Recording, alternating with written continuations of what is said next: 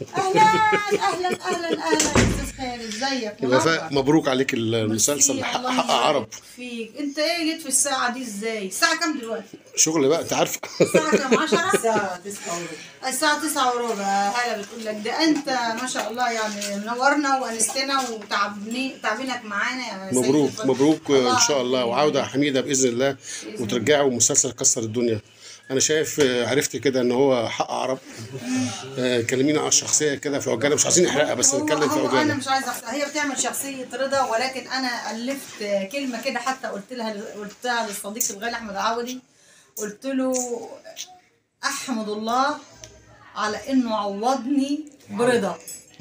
رضا هي شخصيه رضا. شخصيه رضا. احمد آه. العوضي عوضني. ايوه. رضا هي شخصيه رضا. قال لي فيلسوف الكلام.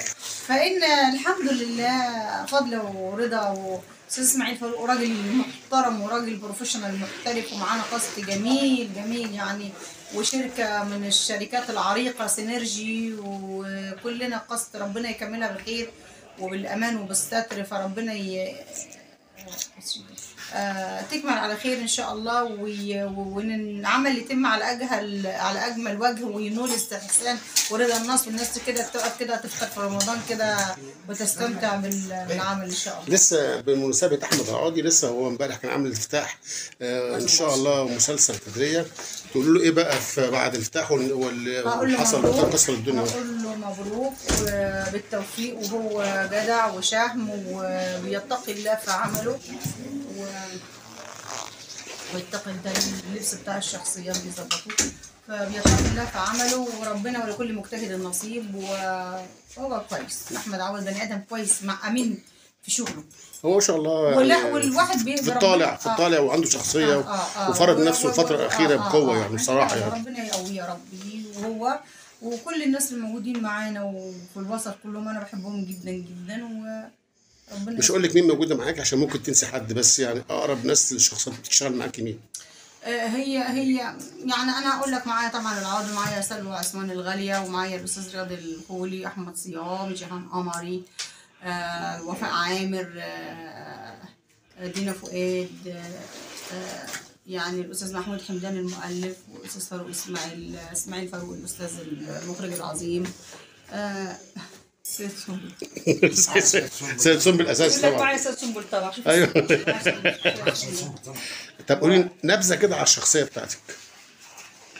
يعني انا مش عايزه، هي مش بالمعنى، هي مش شريره، هم بتنصب هي ودينا فؤاد يعني، وان هي متجوزه راجل، وهي ودينا فؤاد والده ووالدها، وبيعملوا نصبة شاي، ولكن انا مش عايزه اسبق ولا يعني مش عايزه. بس انت اعترفت دلوقتي بالنصب صح؟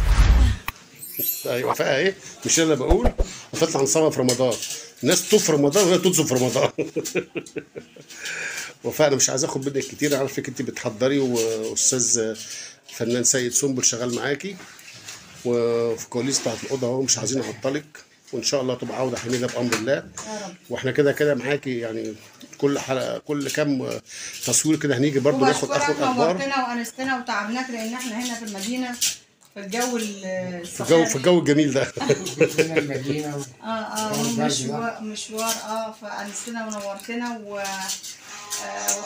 وانا والله العظيم عايزه اقول لك يعني انا يمكن اول حد يجي يعمل معايا لقاء بعد يعني في المسلسل الجديد اللي احنا بنعمله ده. ان شاء الله تبقى بدايه موفقه، وتبقى وش حلو عليكي، والعمل ان شاء الله يكسر الدنيا، وعوده كده حميده تاني كده. بقول لك كده تاني كلمه بقى اخيره توجهها لكل متابعينك على الصفحه عندي، كل مشاهدينك، تقول لهم ايه؟ نقول لهم ان شاء الله ربنا يقدرنا ويكون عمل جميل وينول رضاكم، وادعوا لنا بقى كده وانتوا يعني في صلاتكم، وطبعا المسلسل هيتذاع في رمضان.